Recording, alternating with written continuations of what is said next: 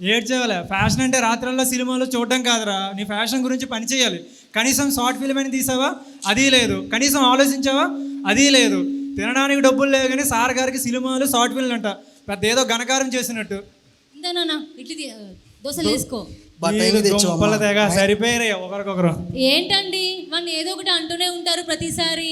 అలా వెనకేడ్చుకున్నా ఏదో గాడిదలా తయారవుతాడు. నాన్న చట్నీ కావాలా? కొద్దిగా ఏమ్మా చట్నీ, అల్లం చట్నీ అన్నీ ఇంకా ఉన్నది కాకుండా ఇంకా 10 కేజీలు పెరుగుతాడు. ఏంట్రా సూర్య, ఎప్పుడు చూసినా మీ నాన్నతో తిట్లు తినడం తప్ప వేరే పని లేదా నీకు? నీ మంచి కోసమే చెప్తున్నారు కదా, ఆ మాత్రం నీ కోసం నువ్వు చేసుకోలేవా? అందుకనేగా ఆంటీ పొద్దున్నే వేడి దోశలు తింటానా. అమ్మ ఆంటీకి కూడా 2 దోశలు పెట్టు, తొందర తిని వెళ్ళిపోతారు. ఏంటి సురేఖ, వాడితో నీకేంటి? వచ్చిన పని చూసుకో. ఏంటి? అయ్యో రామా, నేనేమన్నానక్క? వాడి మంచి కోసమే చెప్తున్నాను అంతా. అబ్బా ఏం వచ్చిందండి నా మంచి చెప్పడానికి. వాళ్ళ కూతురు ఎడిపోతుందో తెలియదు కానీ నా మంచి చెప్పిద్దంట. పాపం అమ్మ నాన్న తెగ ఆడేసుకున్నారు కదా, మరి ఇట్లా ఆడుకున్నాక మా మావాడు ఏం చేస్తాడు? ప్రశాంతంగా వెళ్ళి బెడ్రూమ్లో మళ్ళీ టీవీ చూద్దాం అనుకుంటాడు. కానీ వాడు ఎలాగో ఖాళీయే, కానీ వాడి మనసు ఖాళీగా ఉండదు కదా. మరి వాడి మనసులో ఏం జరుగుతుందో చూద్దామా? కూర్చొని ఒక స్క్రిప్ట్ ఆలోచిద్దాం ఎట్లుంటుందా అని చెప్పేసి. అరే నాన్న, వీళ్ళందరూ చెప్తుంది నా కోసమే. ముందు అయితే నువ్వు నన్ను సంపాదించు. నీకు లైఫ్లో డబ్బు ఉంటే ఏదైనా సాధించవచ్చు. గర్ల్ ఫ్రెండ్తో తిరగచ్చు, పబ్బులకి వెళ్ళొచ్చు, లైఫ్ని బిందాస్గా ఉండొచ్చు. నేనుంటే నీకు లైఫ్లో ఏది అవసరం లేదు. ఓకేనా? నన్ను సంపాదించు. అవును, నేను డైరెక్షన్ డిపార్ట్మెంట్లో వర్క్ కావాలన్నా, సినిమా తీయాలన్నా నాకు డబ్బు కావాలి. మనీ కావాలంటే ఫస్ట్ కావాల్సింది స్కిల్. ఆ స్కిల్ అబ్బా ఈ డైరెక్షన్ అంతా పక్కన పెట్టి అదంతా స్కిల్ పైన కాన్సన్ట్రేట్ చేయి. ఏదో 4 years బేసిక్ నేర్చుకున్నావు కదా, ఆ స్కిల్ని డెవలప్ చేసుకో. ఇప్పుడు నువ్వు చేయాల్సింది నీ స్కిల్ పైన డెవలప్. అది స్కిల్ డెవలప్. గోల ఇంట్లో ఉంటే ఇదే ప్రశాంతత ఉండదు.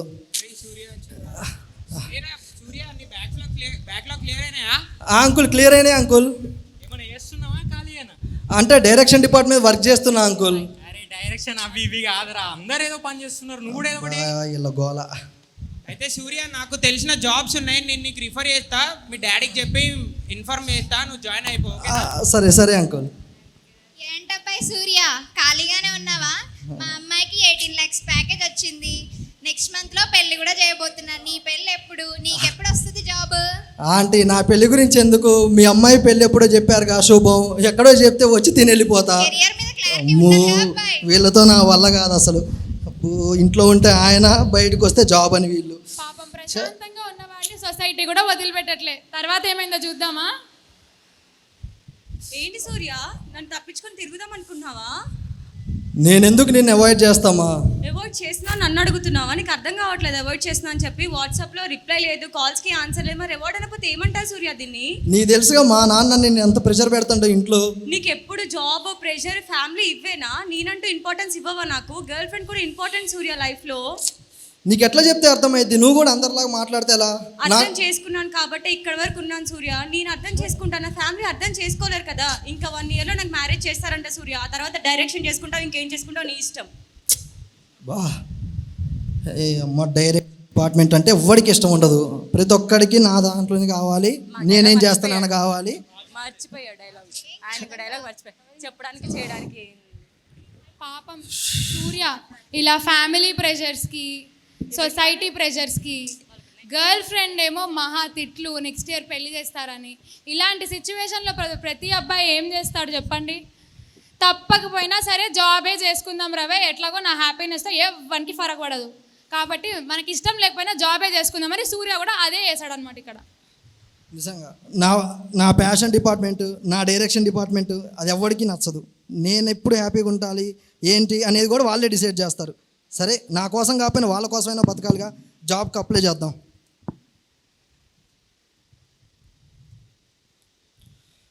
అమ్మయ్య, షార్ట్ లిస్ట్ అయిన మెయిల్ వచ్చింది. ఇంకా ఇంటర్వ్యూ ఒక్కటి పాస్ అయితే నాకు జాబ్ వస్తుంది.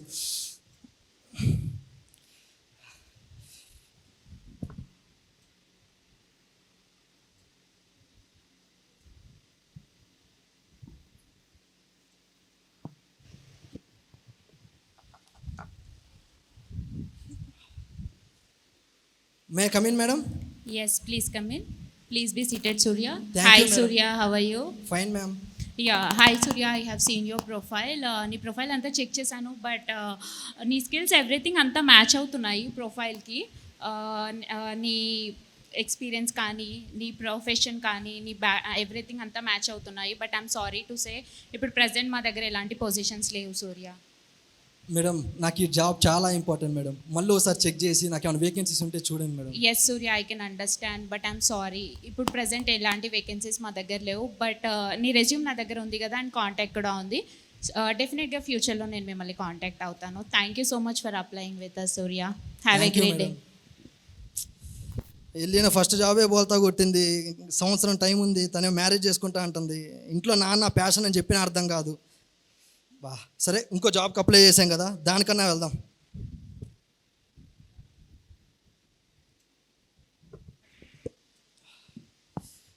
May come in ma'am. Please. Thank you Surya, ma'am. yes? Surya. Yeah ma'am, Surya. Yeah, I already check your resume.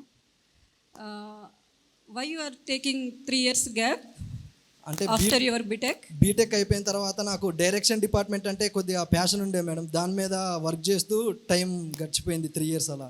Okay but ఇప్పుడు ఏంటంటే మీరు పెట్టుకున్న స్కిల్స్ మీద మా దగ్గర అయితే ఎలాంటి వేకెన్సీస్ లేవు. So now very updated versions వస్తున్నాయి కాబట్టి improve your self and apply again. Okay ma'am నేనేం చెప్పలేను. నాకు ఈ జాబ్ ఎంత ఇంపార్టెంట్ అంటే చాలా హెల్ప్ చేస్తుంది మ్యామ్. నా కెరీర్కైనా, నా మ్యారేజ్కి కూడా ఇదే లింక్ అయి ఉంది ma'am. Please just recheck again, మళ్ళీ ఒకసారి చెక్ చేయండి ma'am. Sorry Surya, you are reject you because you don't have any vacancies. Sorry, please. Thank you ma'am. జాబులు పోయే, ఇంట్లో అర్థం చేసుకునే వాళ్ళు లేరు. బయటికి వెళ్తే ప్రతి ఒక్కడు ఏం చేస్తున్నావు అంటాడు. ఏం టెన్షన్ రా బాబు, ఎవరికి ఎట్లా ఉండకూడదు. ఇలా జాబ్ రిజెక్ట్ అయిన వాళ్ళు ప్రతి ఒక్కళ్ళు ఏం చేస్తారండి మరి? యువత అయితే మ్యాక్సిమం చూడండి మరి మీరే ఏమవుతుందో. అరే మామ, ఏంట్రా ఇంత ఆలోచిస్తున్నావు? అరే job problems, girl friend problems అందరికి ఉంటాయిరా. ఇవన్నిటికి ఒకటే సొల్యూషన్. నైట్ ఒక పెగ్గేసి పఫ్ వేసినామంటే పొద్దున్నలోపు అన్ని ప్రాబ్లమ్స్ మర్చిపోతావు. అయినా ఫెయిల్ అయినాక ప్రతి ఒక్కరు చేసే పని ఒకటేరా, తాగేయడం. దా వచ్చాయి నాతో ఒక పెగ్గేదు దా. అరే ఏం ఆలోచిస్తున్నావు బే, తాగు.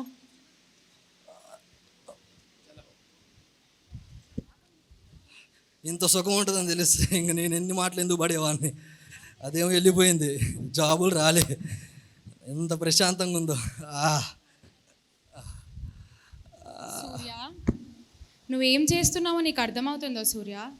నీ లోపల ఉన్న ప్యాషన్ అసలు గుర్తించకుండా సొసైటీకని, ఫ్యామిలీని, గర్ల్ ఫ్రెండ్ని అందరినీ సాటిస్ఫై చేయడానికి నువ్వు నీ హ్యాపీనెస్ని మర్చిపోతున్నావు.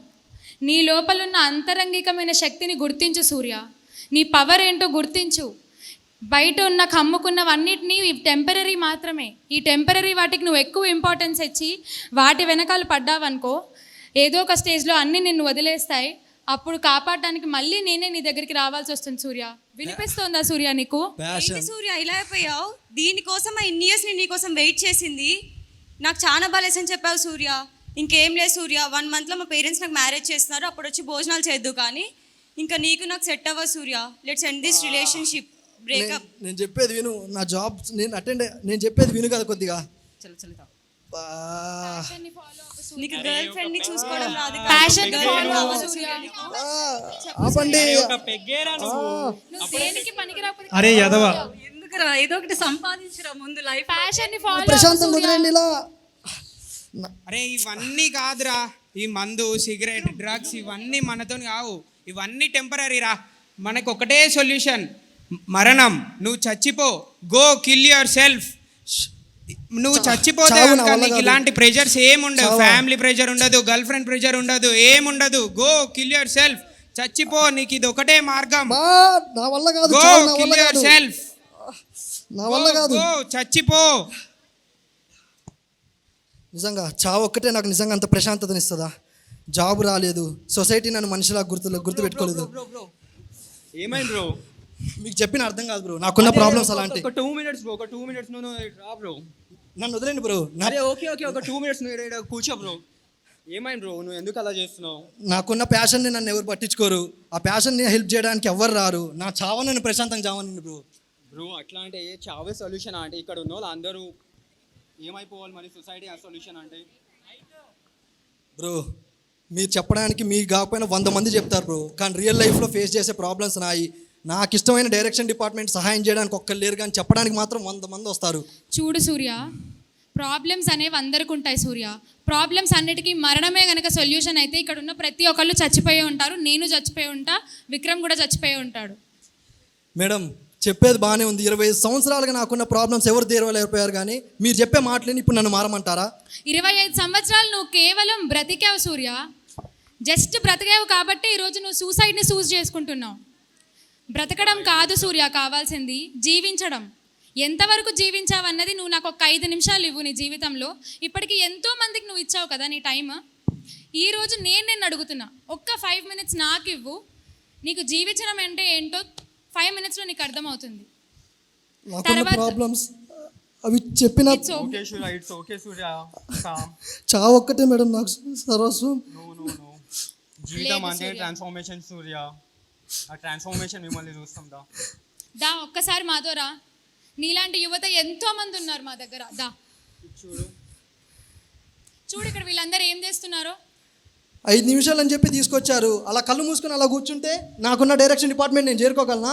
నా ప్రశాంతత నాకు వస్తుందా?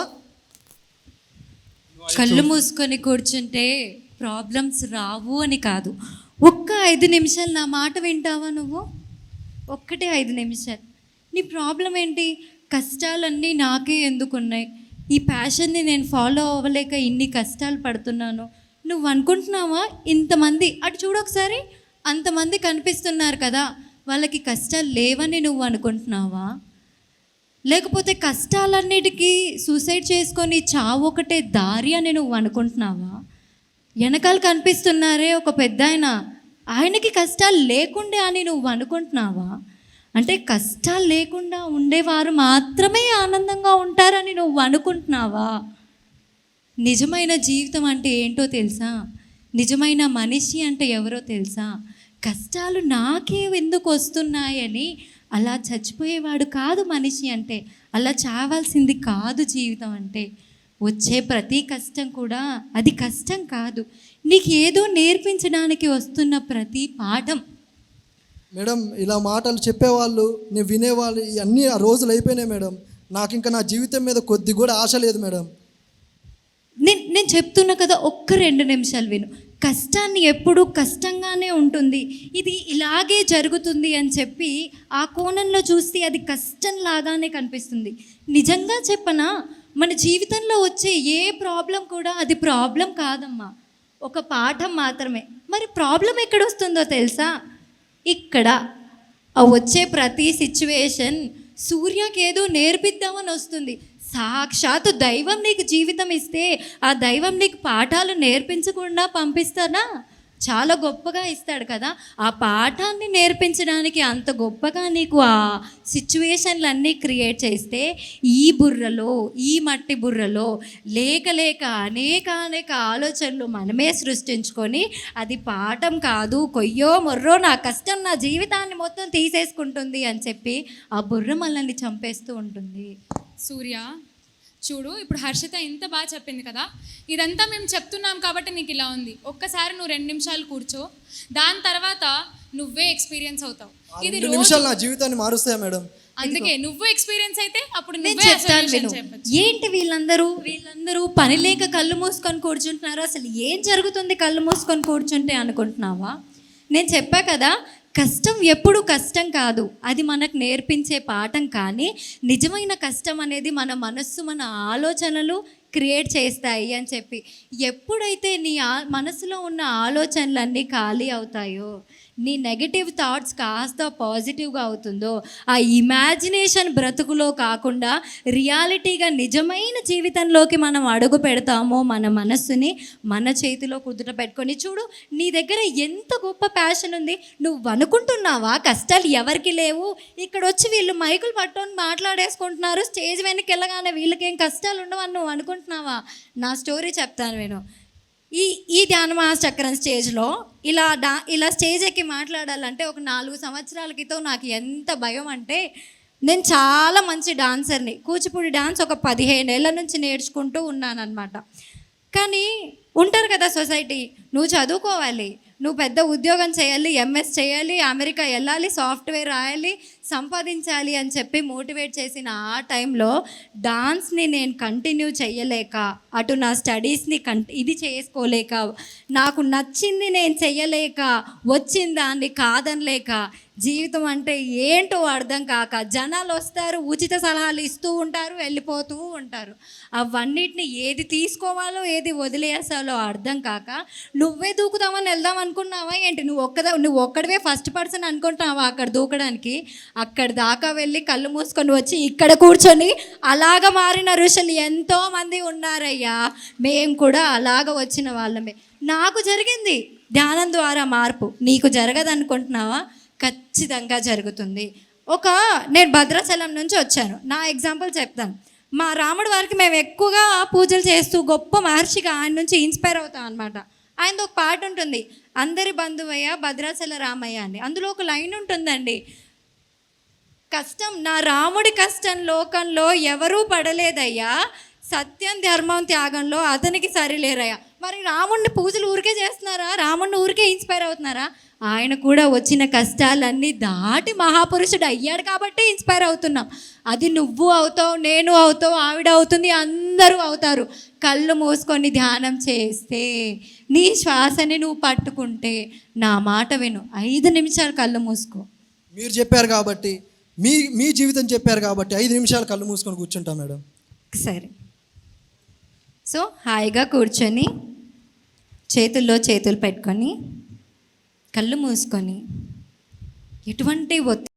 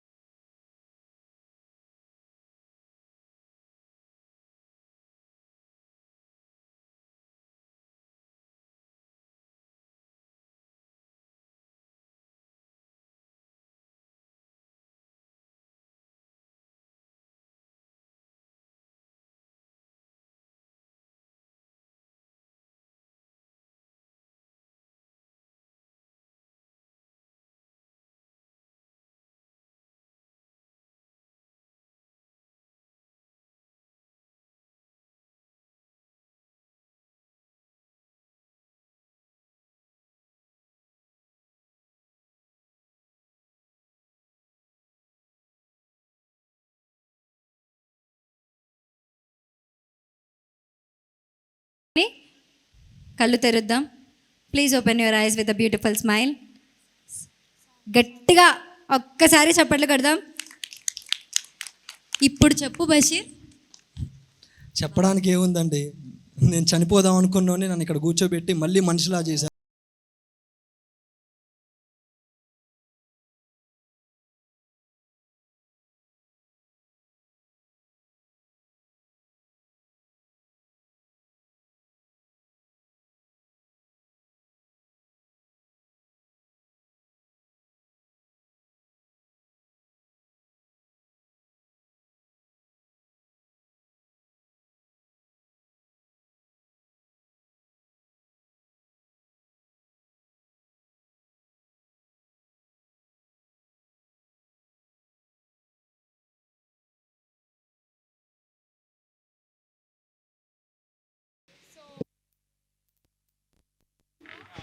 సో ఎలా ఉందండి స్కిట్? నచ్చిందా మీ అందరికీ కూడా?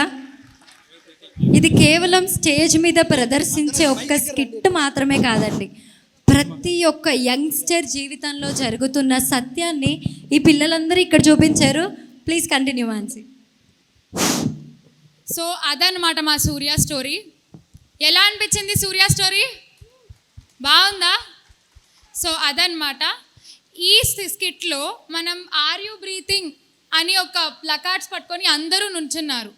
ఏంటిది ఆర్ యూ బ్రీతింగ్ అనుకోవచ్చు, ప్రతి ఒక్కళ్ళు బ్రీతింగ్ తీసుకుంటూనే ఉన్నాం కదా, స్పెషల్గా ఆర్ యూ బ్రీతింగ్ ఏంటి అనుకుంటున్నారా? సో ఎంతమంది కాన్షియస్గా బ్రీతింగ్ తీసుకుంటున్నారు అన్నదే మా కాన్సెప్ట్.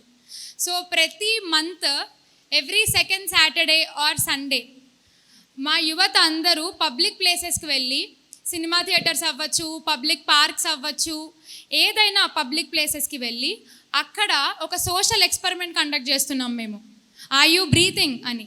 అప్పుడు ప్రతి ఒక్కళ్ళు ఒక సెకండ్ ఆలోచిస్తున్నారు, అవును నేను బ్రీతింగ్ తీసుకుంటున్నానా లేదా అని.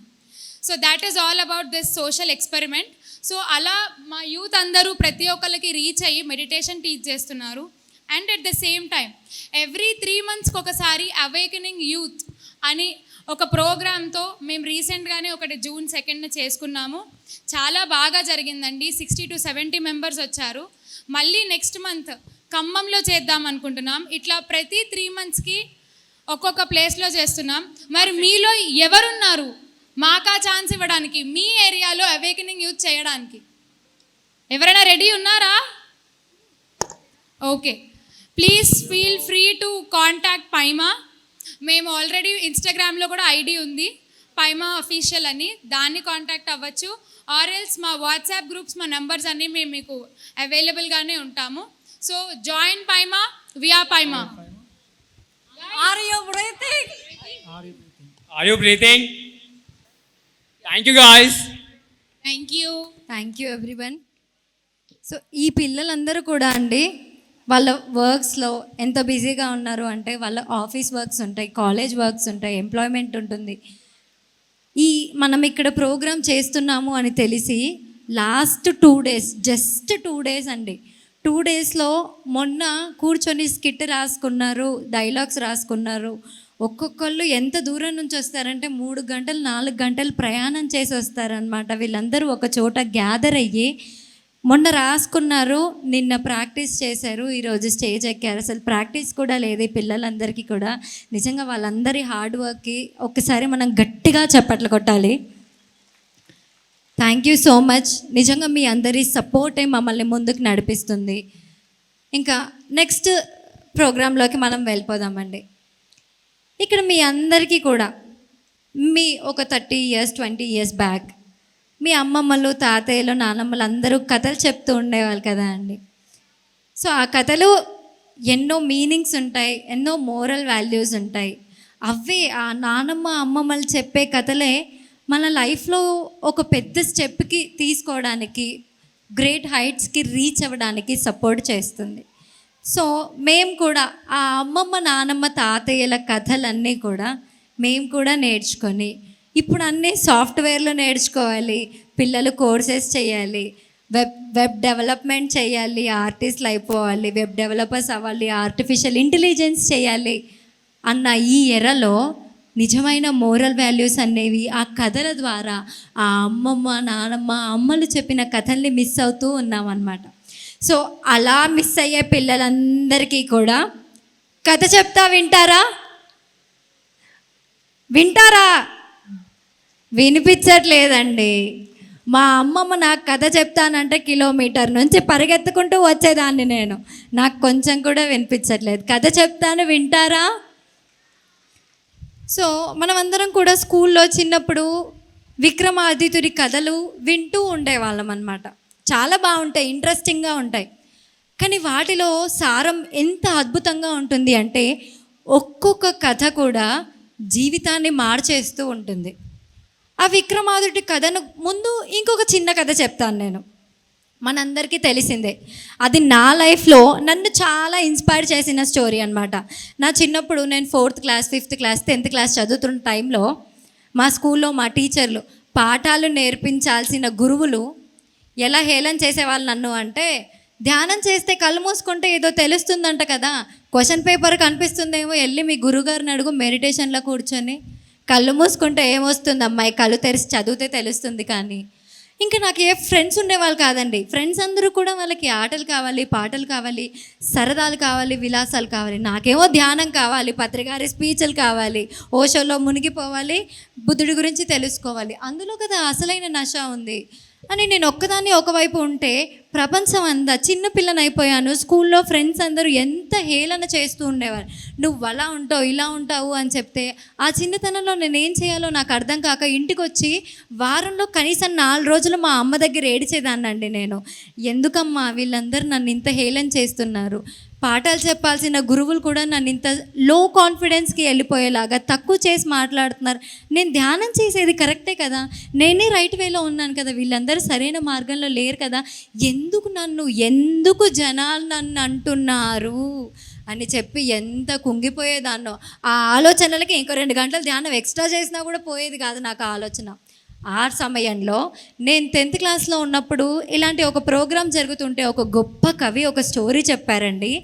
ఆ రోజు నుంచి ఈ రోజు వరకు నా జీవితం ఇలా మలుపు తిరిగిందనమాట. ఆ కథ మనందరికీ తెలుసు, ఒక్కసారి గుర్తు చేసుకుందాం. ఏంటంట అంటే ఒక తండ్రి ఒక కొడుకు ఉంటారు.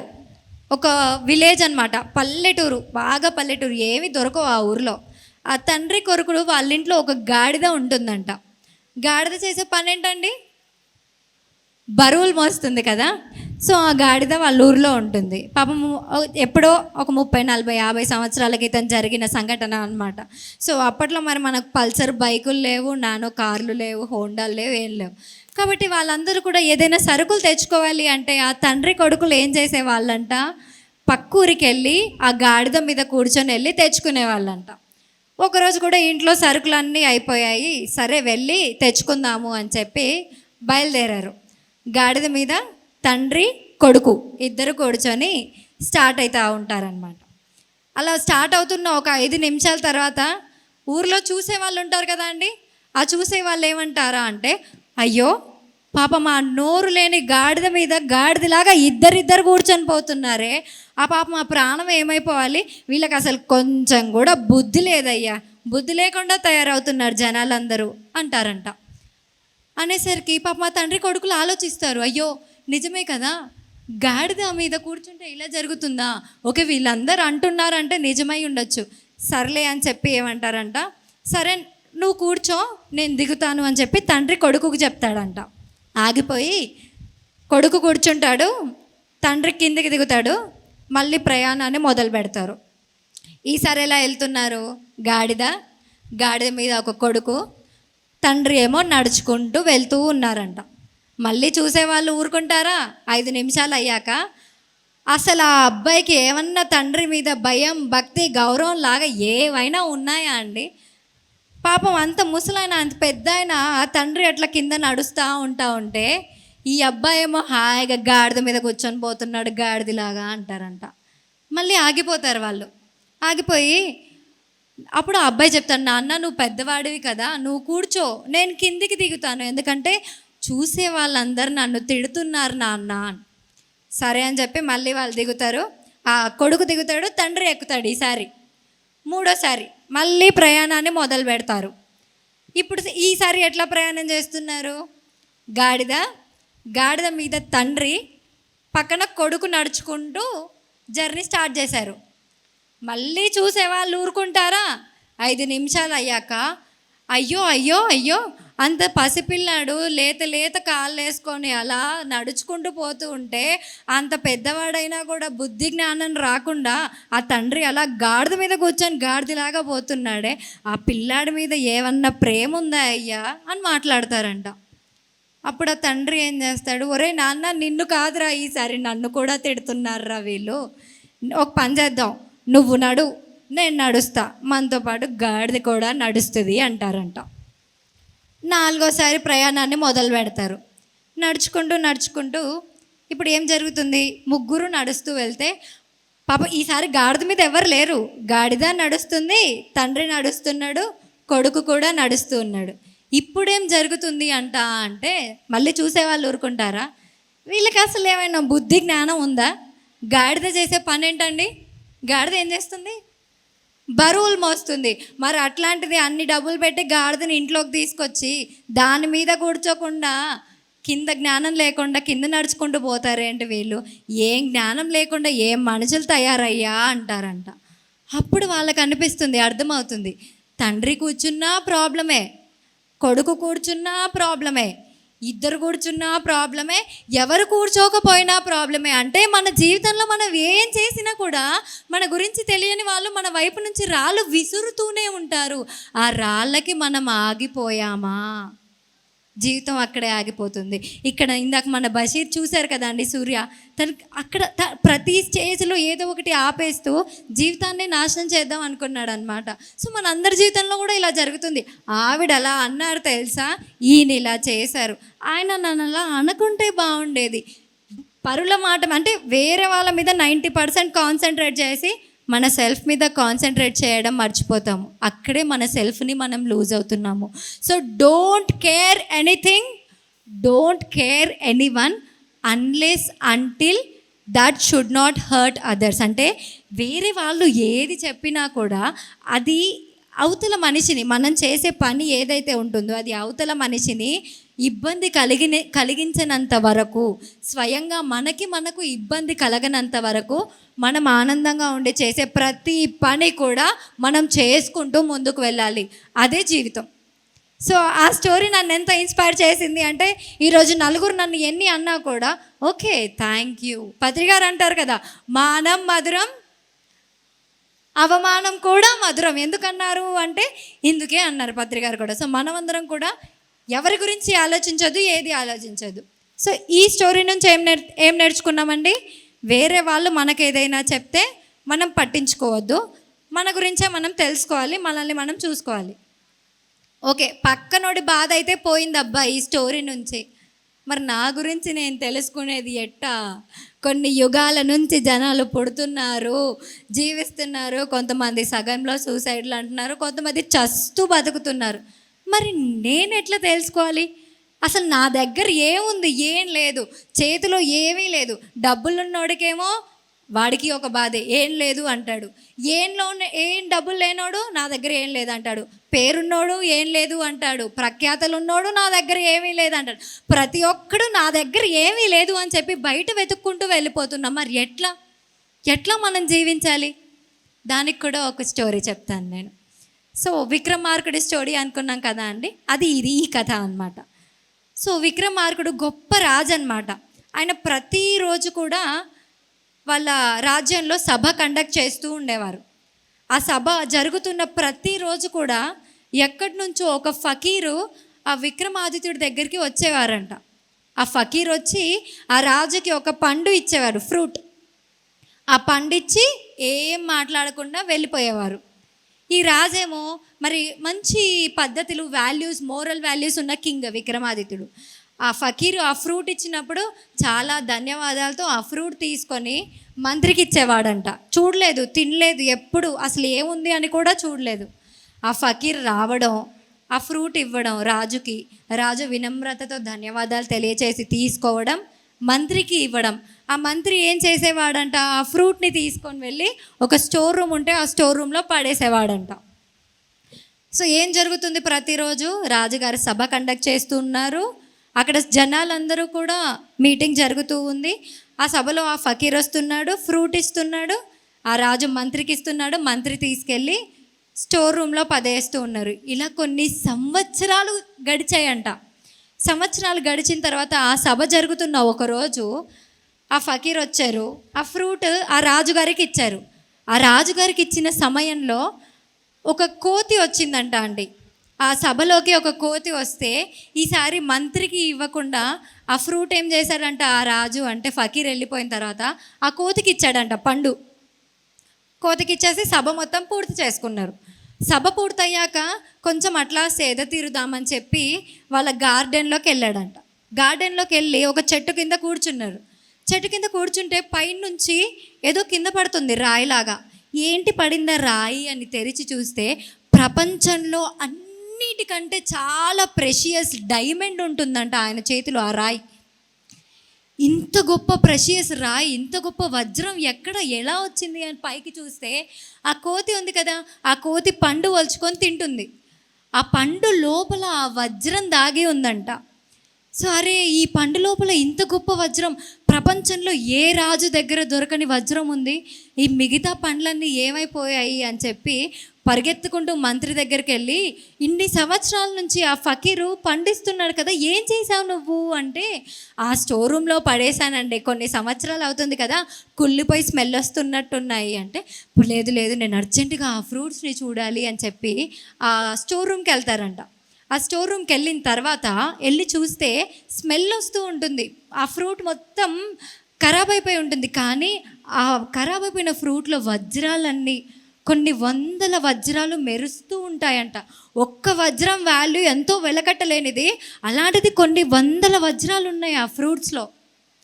అప్పుడు అరే ఇంత గొప్ప వజ్రం, ఇంత విలువైనదా ఈ ఫ్రూట్ లోపల ఉన్న వజ్రం, ఇంత విలువైన వస్తువు ఇచ్చారా నాకు ఫకీరు అని చెప్పి రియలైజ్ అవుతారంట.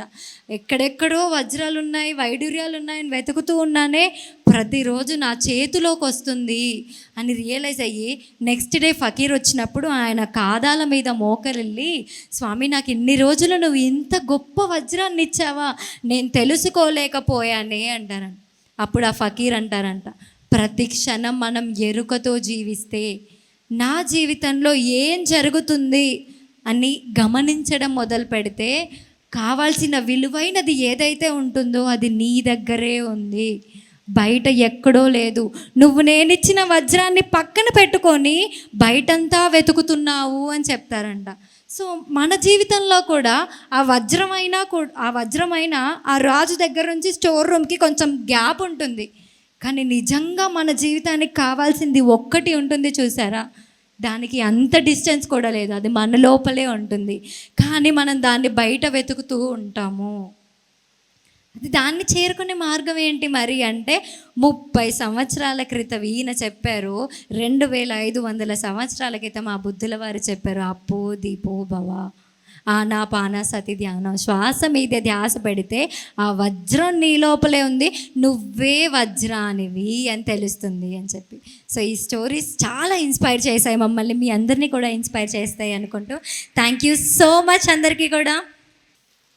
యూత్ ప్రోగ్రామ్ పైమా వాళ్ళని చూస్తూ ఉంటే ఆ వయసులో మనకెందుకు ధ్యానం తెలియలేదా అని అనిపిస్తూ ఉంటుంది కదా కదా. సరే ఆ టైంలో తెలియలా, ఇప్పుడు తెలుసుకున్నాం ధ్యానం. తెలుసుకున్న క్షణం నుంచి మన చివరి శ్వాస వరకు సమయాన్ని సద్వినియోగం చేసుకుందాం. ఎక్కడికి వెళ్ళినా గ్రూప్ మెడిటేషన్ కానీ సత్సంగాల్లో కానీ మిస్ అవ్వకుండా మన సమయాన్ని సద్వినియోగం చేసుకుందాం. నెక్స్ట్ వాళ్ళది క్విజ్ ఉంది. ఆ తర్వాత ప్రొద్దుటూరులో ఒక పిరమిడ్ కట్టారు, ఆ ట్రస్ట్ ఏర్పడింది. ఆ ట్రస్ట్ ఏంటి, దాని వివరాలేంటి, వాళ్ళు ఎలా పాటుపడుతున్నారు, ఎలా కష్టపడుతున్నారు. అలాగే కొట్టాల, మనం అందరం ఈ సంక్రాంతి సంబరాలకు వెళుతూ ఉంటాం కదా, మరి కొట్టాల నుంచి ప్రభాకర్ గారు వచ్చారు.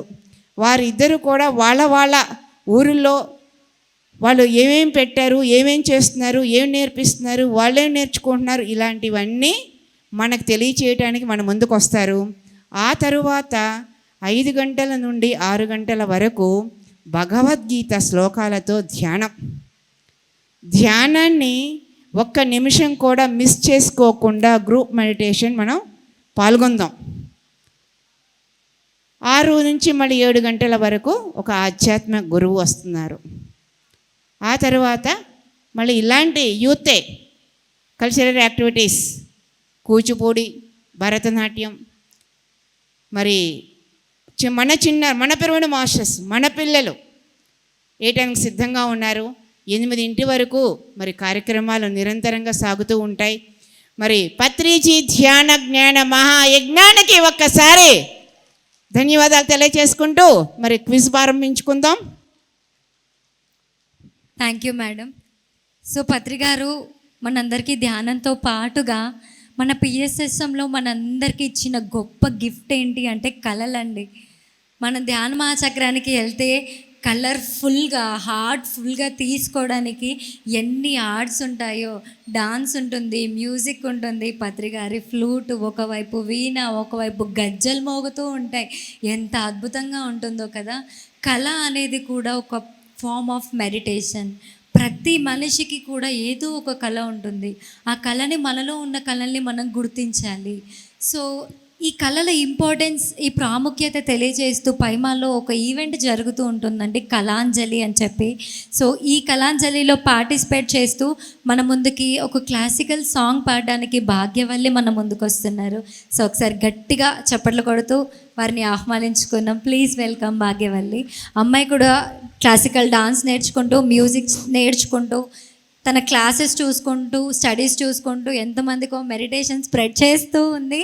So please carry on. అందరికీ నమస్కారం. నా పేరు భాగ్యవల్లి, మాది ఏలూరు. ఇప్పుడు నేను ఒక వినాయకుడి సాంగ్ పాడతాను. శ్రీ విఘ్నరాజం భజే, శ్రీ విఘ్నరాజం భజే,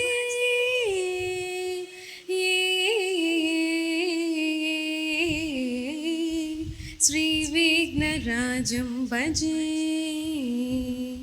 సంతతమహం కుంజరముఖం శంకరసుతం తమిహ శ్రీ విఘ్నరాజం భజే.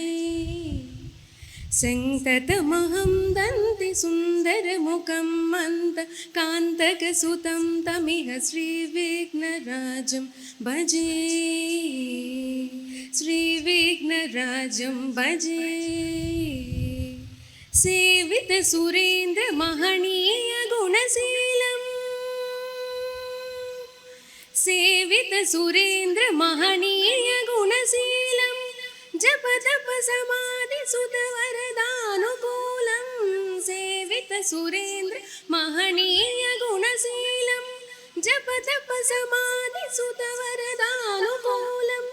భావిత సురముని గణ భక్త పరిపాలం, భయంకర విషంగ మాతంగ కులకాలం. శ్రీ విఘ్నరాజం భజే, శ్రీ విఘ్నరాజం భజే.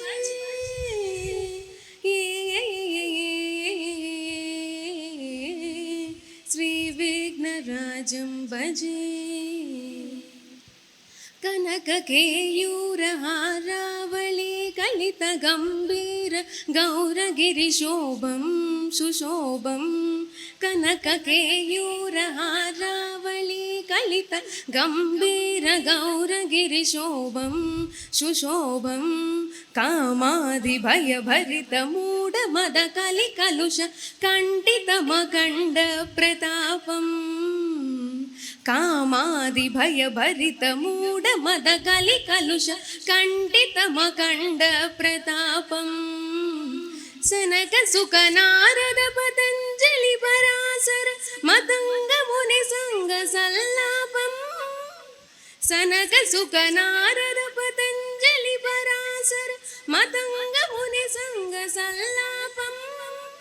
సత్య పరమార్జనయన ప్రముద ముక్తికర తత్వమసి నిత్య నిగమాది స్వరూపం. సత్య పరమార్జనయన ప్రముద ముక్తికర తత్వమసి నిత్య నిగమాది స్వరూపం. శ్రీ విఘ్నరాజం భజే, శ్రీ విఘ్నరాజం భజే.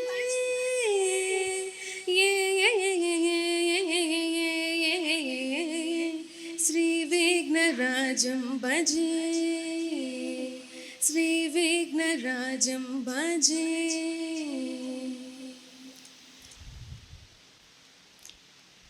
ఇప్పుడు మరొక పాట, తిరు తిరు జవరాల అనే పాట పాడబోతున్నాను.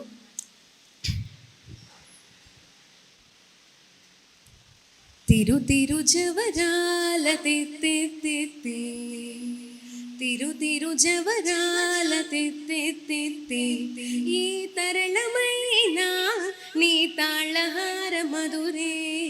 తిరు తిరు జవరాల తిత్తి, సస్సని సగస మగస సస్సని సగస పమగస సస్స గమ గమ పని పాపని నిస దని సగ మగస ని పామగ సని సగ సగ మామ. దిమ్మి దిమ్మి తొంగ తొంగ దిద్ది మెక్కి ఆరే మమారే పాత్ర రావు మజ్జ మజ్జ. ದಿಮ್ಮಿ ದಿಮ್ಮಿ ದೊಂಗ ದೊಂಗ ದಿದ್ದಿ ಮೆಕ್ಕಿಯಾರೆ ಮಮಾರೆ ಪಾತ್ರ ರಾವೋ ಮಜ್ಜ ಮಜ್ಜ కమలానాదోని తమక పోటింది నీకు అమరా తీరుపు ఇదే అవతరించగదే తిరు తిరు జవరాల తిత్తి తిరు తిరు జవరాల తిత్తి మాయి మాయి అలమేలు మంగ నాంచారి మతి బాయని వెంకటపతి పట్ట పురాణి మాయి మాయి అలమేలు మంగ నాంచారి మతి బాయని వెంకటపతి పట్ట పురాణి మ్రోయా చిరుగజ్జలని మ్రోతలనేని నీ సోయగమైన నీ సొగసు చూపమరే తిరు తిరు జవరాల తిత్తి తిరు తిరు జవరాల తిత్తి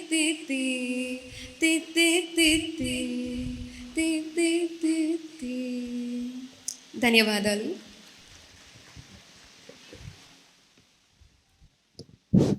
ఎంత బాగా పాడావు భాగ్యవల్లి. భాగ్యనగరానికి నచ్చిందా లేదా మరి భాగ్యవల్లి పాట? ఎంత బాగా పాడింది కదా. నాకు కూడా పాడాలని ఉంది, కానీ మీరు కూడా వెళ్ళిపోతే ఇంకెవరు చూస్తారు చెప్పండి.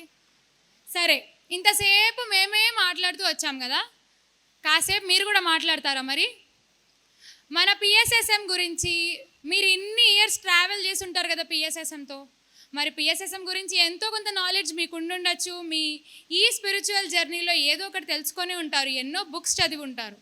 మరి వాటి గురించి ఒక చిన్ని క్విజ్ ప్రోగ్రామ్ కండక్ట్ చేస్తున్నాం మేము. మా టీం మీ దగ్గరికి వస్తారు, ఎవరు ఆన్సర్ తెలిస్తే వాళ్ళు చెప్పాలి. క్వశ్చన్స్ ఏమో మా హర్షిత వచ్చి అడుగుతుంది అనమాట. ఓకేనా? అందరూ మంచిగా పార్టిసిపేట్ చేయండి. ఓకే, రెడీయా? హర్షిత, పాపం మా వల్ల కొంచెం ఈజీ క్వశ్చన్స్ని తర్వాత టఫ్ క్వశ్చన్స్కి వెళ్ళే కొంచెం.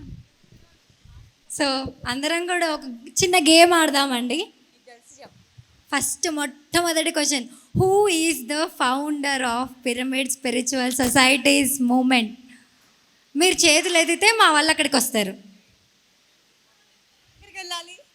వెళ్ళాలి. ఎవరైతే హ్యాండ్స్ రేస్ చేశారో అక్కడికి వెళ్ళాలి. బ్రహ్మర్షి పితామహ పత్రిజీ. బ్రహ్మర్షి పితామహ పత్రిజీ. గట్టిగా చెప్పట్లండి. సో అది ట్రయల్ క్వశ్చన్, ఎందుకంటే దాన్ని క్వశ్చన్ అన్నారంటే అక్కడ పరిణిత మేడం, ఇటు లక్ష్మి మేడం అందరు నన్ను కొడతారు, ఇది క్వశ్చన్ లాగా అడుగుతావా నువ్వు అని చెప్పి. సో ఇప్పుడు క్వశ్చన్స్లోకి వెళ్దాం మనం. ధ్యాన జగత్ అనే మ్యాగజైన్ మనం తెలుగు రాష్ట్రాల్లో రిలీజ్ చేసుకుంటాం. అంటే తెలుగు రాష్ట్రాల వారికి తెలుగు భాషలో వచ్చేది ధ్యాన జగత్ అనే మ్యాగజైన్. ధ్యాన కస్తూరి అనేది ఏ రాష్ట్రానికి సంబంధించింది? కర్ణాటక రైట్ ఆన్సర్ అండి. సో కర్ణాటకలో మనం ధ్యాన కస్తూరి అనే మ్యాగజైన్ని రిలీజ్ చేసుకుంటున్నాము. కొంచెం పిల్లలు వెనకాల కూడా మా వాళ్ళు ఉన్నారండి, మీరు ముందే నిల్చుంటే వాళ్ళ ఆన్సర్లు ఎలా చెప్తారు? Next, life is a celebration అని చెప్పిన మహానుభావులు ఎవరు? ఓషో రజనీష్ గారు. సో ఇది కదా సెలబ్రేషన్ అంటే, మనం చేసుకుంటుంది కదా సెలబ్రేషన్ అంటే. Exactly that's the right answer. Patri గారు రాసిన తులసి దళం అనే పుస్తకంలో ముఖ్యంగా వారు 2 దళాల గురించి ఎక్స్ప్లెయిన్ చేశారు. వాటి పేర్లు ఏమిటి?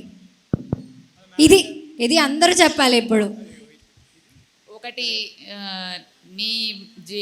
నీ వాస్తవానికి నువ్వే కారణం. రెండవది ఆనాపానసతి. Right answer.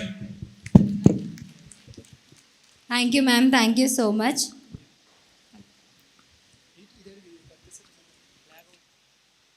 ఇందు గలడు అందు లేడని సందేహము వలదు, ఎందెందు వెతుకు అందందు గలడు అని చెప్పిన మహాకవి ఎవరు? మహాకవి ఎవరు? శ్రీనాథుడు మేడం. ఇందు గలడు అందు లేదని -1 మార్క్స్ ఉంటుందండి. మరి రాంగ్ ఆన్సర్ చెప్తే చూసుకోవాలి. భక్త ప్రహ్లాద. శ్రీనాథ మహాకవి. భక్త ప్రహ్లాద సినిమాలో మనం చూసాము, కానీ రాసిన కవి వేరే వారు ఉన్నారండి. శ్రీనాథుడు. శ్రీనాథుడు, ఇట్స్ ఎ రాంగ్ ఆన్సర్. మా స్వప్నానే రెడీగా ఉంది ఇక్కడ. Bommera Potana. Exactly, Bommera Potana is the writer for ఇందుగలడు అందు లేడని సందేహము వలదు, ఎక్కడ చూసినా అక్కడ పరమాత్ముడే ఉంటారని చెప్పారు. వారికి ఒకసారి గట్టిగా చప్పట్లు కొడదామండి. థియోసాఫికల్ సొసైటీ ఫౌండర్ ఎవరు? Who is the founder of theosophical society? Helena Petrovna బ్లావెస్కీ.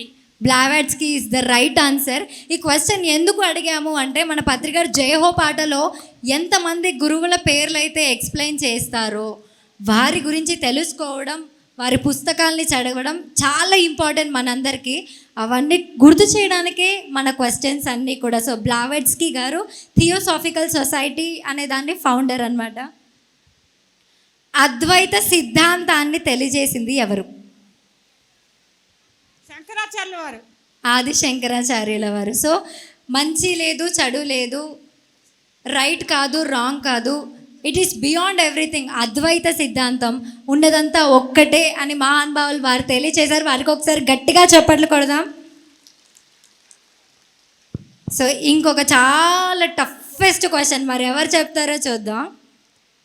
Pyramid జ్ఞాన నవరత్నాలు ఎన్ని? అవి ఏవి? వరుస పెట్టి చెప్పాలండి. పరబ్రహ్మం, జీవుడే దేవుడు, దేహమే దేవాలయం, శ్వాసే గురువు, సహనమే ప్రగతి, సమయమే సాధన, సహనమే ప్రగతి, దానమే ధర్మము, ధర్మమే పుణ్యము. ఒక్కటి మిస్ అయింది. జీవుడే దేవుడు. ఒక్కటి మిస్ అయింది. 9లో 8 చెప్పారు మేడం, ఇంకొకటి మిస్ అయింది. దేహమే దేవాలయం, జీవుడే దేవుడు, ఆత్మే పరబ్రహ్మం, సమయమే సాధన, సహనమే ప్రగతి, దానమే ధర్మము, ధర్మమే పుణ్యము, 10, 9 అనుభవమే జ్ఞానం. ఎగ్జాక్ట్లీ, అనుభవమే జ్ఞానం. సో మన పిరమిడ్ జ్ఞాన నవరత్నాలు ఆత్మే పరబ్రహ్మము. ఒకసారి మనం అందరం కూడా రిపీట్ చేద్దామా? ఆత్మే పరబ్రహ్మము. మీరు కూడా ఒకసారి నాతో పాటు చెప్పండి. ఆత్మే పరబ్రహ్మము, జీవుడే దేవుడు, దేహమే దేవాలయము, సహనమే సాధన,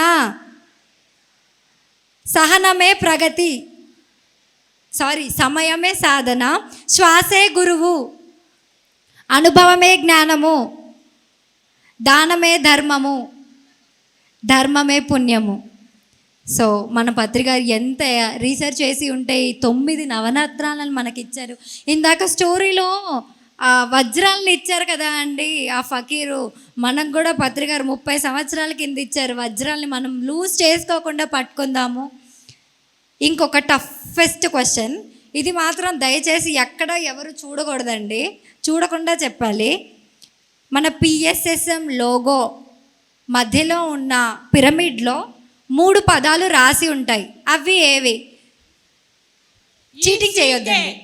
ECK, energy, consciousness and knowledge. Yes, energy, consciousness and ఇంకొకటి మేడం, నాలెడ్జ్, ఎనర్జీ, కాన్షియస్నెస్, ఇంకొక word wisdom. So energy, consciousness, wisdom. మనం చేసే ప్రతి ఒక్కటి మన సొసైటీలో ఊరికే అలా చేసుకుంటూ వెళ్ళలేదండి.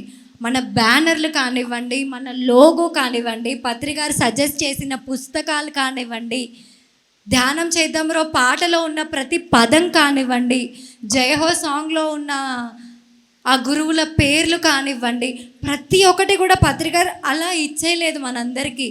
వాటిని రీసెర్చ్ చేస్తే అందులోనే జీవిత సత్యాలు దాగి ఉన్నాయి అని చెప్పి మనకు ఆయన తెలియచేశారు. సో వాటన్నిటిని గుర్తు చేసుకోవడం కోసమే ఈ క్విజ్ కాంపిటీషన్ అనేది, క్విజ్ ప్రోగ్రామ్ అనేది కండక్ట్ చేయడం జరిగింది. సో మీ అందరికీ కూడా thank you so much. So ఈ 1 hour పైమా ప్రోగ్రామ్స్ చూశారు కదా అండి, ఎలా ఉంది? Thank you.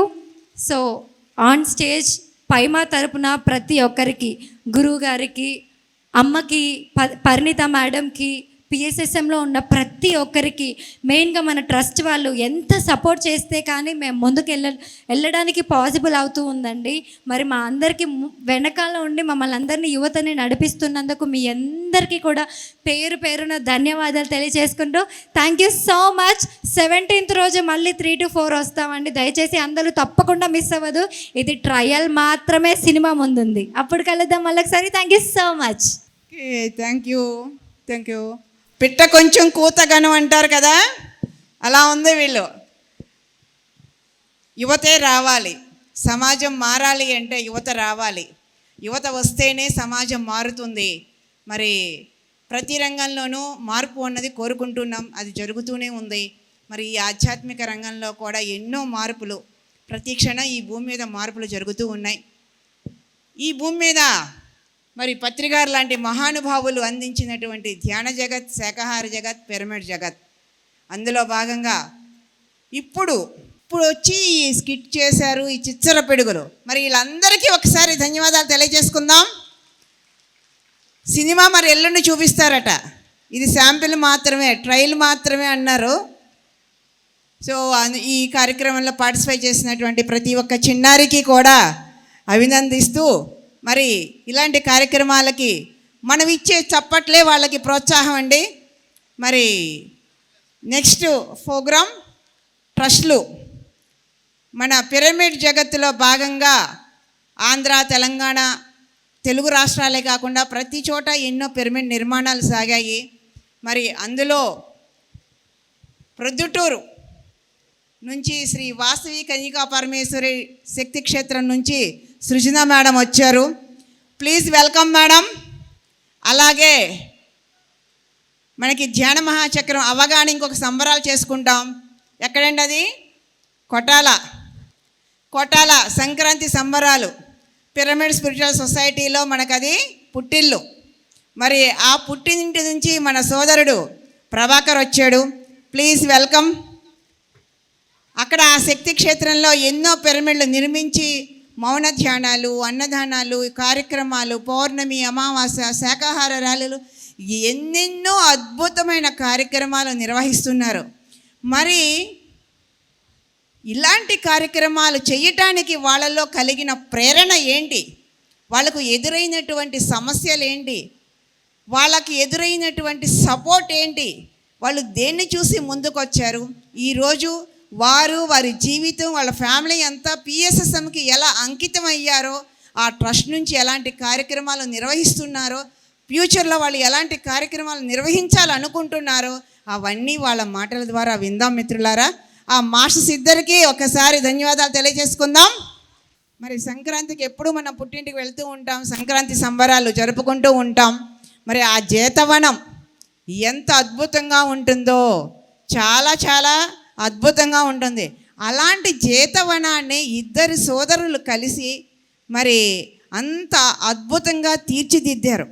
వాళ్ళ వ్యాపారం చూసుకుంటూ, వాళ్ళ భార్యాపిల్లల్ని చూసుకుంటూ, వాళ్ళ కుటుంబాన్ని చూసుకుంటూ మరి ఇంత అద్భుతమైన పిరమిడ్లు నిర్మించి ప్రతి సంవత్సరం మనల్ని అందరినీ అక్కడికి పిలిచి ఎన్నో అద్భుతమైన కార్యక్రమాలను నిర్వహిస్తున్నారు. మరి ఆ క్షేత్రం గురించి మరికొన్ని వివరాలు మరి. థ్యాంక్ యూ మా. మొట్టమొదటగా గురు మహారాజ్ శ్రీ సదానంద మహాయోగికి, అలాగే జగద్గురు బ్రహ్మర్షి పితామహ పత్రిజీ గారికి ఒకసారి గట్టిగా చప్పట్లు కొట్టుకుందాం. అలాగే ఈ లోక కళ్యాణకార్థమై జరుగుతున్న పత్రిజీ ధ్యాన జ్ఞాన ఈ మహాయజ్ఞానికి ఒకసారి గట్టిగా చప్పట్లు కొట్టుకుంటూ, మరి ఇంతటి గొప్ప ఈ భాగ్యనగరానికి భాగ్యాన్ని ప్రసాదిస్తున్న ఈ భాగ్యనగర్ ట్రస్ట్కి ఒకసారి గట్టిగా చప్పట్లు కొడదాం. ఏదైనా సరే దాని ఉనికిని కోల్పోయినప్పుడు, ఆ ఊరి యొక్క గొప్పతనాన్ని కోల్పోయినప్పుడు, ఆ ఊరి యొక్క ఔన్నత్యాన్ని కోల్పోయినప్పుడు, ఆ ఊరి యొక్క పవిత్రతను కోల్పోయినప్పుడు, ఆ ఊరిలో ఖచ్చితంగా ఎక్కడో చోటు నుంచి ఒక మహానుభావులు పుట్టుకొస్తారు. అలా పుట్టుకొచ్చిన ఈ భాగ్యనగరంలో అలా పుట్టుకొచ్చిందే ఈ భాగ్యనగర్ ట్రస్ట్. ఒకసారి గట్టిగా చెప్పండి కొడదాం. మనం చూస్తున్నాం ఇంత గొప్ప ఈ హైదరాబాదులో ఎన్నో వందల సంవత్సరాల నుంచి చరిత్ర కలిగిన ఈ హైదరాబాద్ పట్టణంలో అంతకుముందు భాగ్యనగర్ అని ఒక పేరుగాంచి ఒక పవిత్రతకి నాంది పలికిన ఈ భాగ్యనగరాన్ని వస్తూ వస్తూ వస్తూ ఎంతో మార్పులు తీసుకొచ్చి ఆ నిజమైన స్వచ్ఛతని ఆ పవిత్రతని కోల్పోయినప్పుడు మన గురుదేవులు ఇక్కడ ఎవరైతే దీనికి సరైన వ్యక్తులు ఇటువంటి సిచ్యువేషన్స్ని పూర్తిగా నిలదొక్కొని ఈ పవిత్రతని తీసుకురావడానికి ఎవరైతే సమర్థులు, మరి అటువంటి సమర్థత కలిగిన మాస్టర్స్ని ఈ భాగ్యనగర్లో ఇక్కడ మనకి అందించారు. మరి ఆ మాస్టర్స్కి మరొకసారి గట్టిగా చప్పట్లు కొడదాం. భాగ్యనగర్ అంటేనే ఒక భాగ్యాన్ని ప్రసాదించేది. ఈ ఊరికి వస్తే అందరూ ఒక భాగ్యవంతులుగా తిరిగి వెళ్ళిపోవాలి, అలా కావాలి. అందుకే మేడం తెల్లారితో ఒక గొప్ప మా విషయాన్ని చెప్పారు. మొత్తం పిఎస్ఎస్ఎం మూమెంట్లో ఒక 11 రోజులు మహోన్నతమైన దినాలు టోటల్ పిఎస్ఎస్ఎం మూమెంట్లు. అది పత్రిజీ గారి పేరు మీద జరుగుతున్న పత్రిజీ ధ్యాన మహాయాగం. ఆ 11 రోజులు వదిలేసి మిగతా 354 రోజులు మేము ఈ భాగ్యనగర్ ట్రస్ట్ ద్వారా ఈ భాగ్యనగరాన్ని భాగ్యవంతంగా చేయడానికి 354 రోజులు ప్రతి ఇంటింటికి గడప గడపకి వెళ్ళి ప్రతి హృదయాన్ని తట్టి వాళ్ళలో ఉన్న భాగ్యాన్ని తట్టి లేపుతాము, ఆ పవిత్రతని తట్టి లేపుతాము అని తెల్లారి ఎంతో గొప్పగా చెప్పారు. లక్ష్మీ మేడం గొప్ప నిర్ణయాన్ని తీసుకున్నారు. రాబో రోజుల్లో కేవలం ఈ భాగ్యనగర్లోనే ఎన్నో కోట్ల మంది ఉన్నారు, దాదాపు 3-4 కోట్ల మంది ప్రజానీకం ఉంది. ఆ 3-4 కోట్ల ప్రజానీకాల యొక్క హృదయాల్ని భాగ్యవంతులుగా మార్చాలి. దానికి ఉన్న ఏకైక మార్గం శాకాహారాన్ని, ఆ అహింసని ఆ ప్రతి హృదయంలో నింపాలి. తర్వాత ధ్యానాన్ని చెప్పాలి. మిగతా విషయం అంతా నెక్స్ట్ ఒకటి టార్గెట్, కడతాలకి అందరినీ తీసుకురావాలి. సో అదే ఈ భాగ్యనగర్ యొక్క ట్రస్ట్ యొక్క ముఖ్య ఉద్దేశము, మా యొక్క లక్ష్యమని తెల్లారే చెప్తే నాకు ఎంతో పులకించింది ఆ మాట వినంగానే. మరొకసారి ఈ భాగ్యనగర్కి మరొకసారి గట్టిగా చప్పట్లు కొట్టుకుంటూ, ఏ కార్యక్రమైనా ఏ సమయంలో ఏది ఊరికే జరగదు. ప్రతి కార్యక్రమానికన్నా పిఎస్ఎస్ఎంలో ఒక దివ్య ప్రణాళికలో భాగంగానే జరుగుతూ ఉంటుంది. పిరమిడ్ స్పిరిచువల్ సొసైటీ మూమెంట్ అంటేనే ఒక గొప్ప యోగుల ప్రణాళిక, కలయిక. ఇక్కడ ఏ కార్యక్రమము అంత ఆషామాషిగా జరగదు. 2004లో జరిగిన యజ్ఞం తర్వాత 20 సంవత్సరాల తర్వాత ఈ భాగ్యనగర్లో ఒక మహాయజ్ఞం జరుగుతూ ఉంది అంటే దాని వెనకాల ఎంతో దివ్య ప్రణాళిక, యోగులు ప్రణాళిక రచించబడి ఉంది. అందుకే మనం ఇక్కడ ఇంత గొప్ప కార్యక్రమాన్ని నిర్వహించుకుంటున్నాం. ఎక్కడైనా సరే ఒక ఊరిలో, ఒక ప్రాంతంలో శక్తి క్షీణిస్తున్నప్పుడు కొంతమంది యోగులు సామూహికంగా ధ్యాన తరంగాలు అందించినప్పుడు ఆ ప్రాంతము అటువైపు ఎంతన్నా ఉన్ని ఈ యోగుల యొక్క తరంగాల ద్వారా సంరక్షించబడుతుంది. ఆ యొక్క ప్రణాళికలో భాగమే ఈరోజు పత్రిజీ ధ్యాన మహాయజ్ఞం ఈ భాగ్యనగర్లో. ఒకసారి గట్టిగా చప్పట్లు కొడదాం. ఏ కార్యక్రమానికి జరిగినప్పుడు అంత పెద్దగా మనకు అర్థం కాదు, దాని యొక్క తాలూకా ఫలితము కొన్ని రోజులు వేచి చూడాల్సి వస్తుంది. ఓహో, ఆ రోజు ఆ కార్యక్రమం జరగడం వల్ల ఆ యొక్క ప్రభావం అక్కడ ఫలించింది, అక్కడ ఎంతో మేలు జరిగింది అనేదానికి కొద్ది రోజులు సమయం పడుతుంది. అలా ఈ భాగ్యనగర్లో ఇంత గొప్ప యజ్ఞానికి పునాది పూనుకొని మరి మన జగద్గురు గురువుగారు వారి యొక్క సంకల్పంలో భాగంగా, యోగులు ప్రణాళికలో భాగంగా ఇక్కడున్న ఇంత సిచ్యువేషన్లో నేను ఆలోచించా. ఈ గత 2-3 డేస్ నుంచి ఆలోచిస్తే నాకు ఒక అద్భుతమైన అవగాహన వచ్చింది. ఓహో, ఇందుకోసమే ఈ కార్యక్రమం ఈ సమయంలో ఇక్కడ జరుగుతుంది, నాకు ఒక క్లారిటీ వచ్చింది. అలా ఇక్కడ జరుగుతున్న అంత హింసాత్మక సిచ్యువేషన్స్లో ఇప్పుడు ఇది ఇలా వదిలేస్తే అది రోజు రోజుకి పెరిగి ఇది ఏమవుతుంది ఎవరికి తెలియదు. అటువంటి సమయంలో గురువులు ప్రణాళిక వేస్తారు. ఎవరికో అలా వాళ్ళ హృదయాల్లో వాళ్ళ మనసుల్లో ఈ ఆలోచనని పంపుతారు ఆ సమర్థులు ఉన్న వ్యక్తులకి. ఆ సమర్థులు ఉన్న వ్యక్తులకి పంపించి అక్కడ ఆ యజ్ఞం నిర్వహించి ఆ యొక్క దుష్ప్రభావాన్ని ఆపి మళ్ళీ సమస్థితి తీసుకొస్తారు. అటువంటి గొప్ప కార్యక్రమాన్ని, మరి అటువంటి గొప్ప యజ్ఞాన్ని మరి ఈ భాగ్యనగర్లో జరగడం, ఈ భాగ్యనగర వాసుల యొక్క అందరి అదృష్టం. ఒకసారి మరొకసారి గట్టిగా చప్పట్లు కొడదాం. రాబో రోజుల్లో ఈ భాగ్యనగర్ అంతా కూడా ఈ భాగ్యంతో విరాజిల్లుతుంది అని. మరి ఈ భాగ్యనగర్కి నాకు ముఖ్యమైన వ్యక్తులు, ఇష్టమైన వ్యక్తులు లక్ష్మీ అమ్మ, దూలుపూడి చంద్రశేఖర్ సార్, మరి రాజేష్ పూలా గారు. వారికి ఒకసారి గట్టిగా చప్పట్లు కొట్టుకుందాం. మరి ఈ కార్యక్రమానికి నేనున్న సమయంలో ఇక్కడ పెద్దక్క రావడం, పరిణితక్కకి నా యొక్క ప్రణామాలు. మరి నా పేరు మీ అందరికీ సుపరిచితమే, ప్రభాకర్. మాది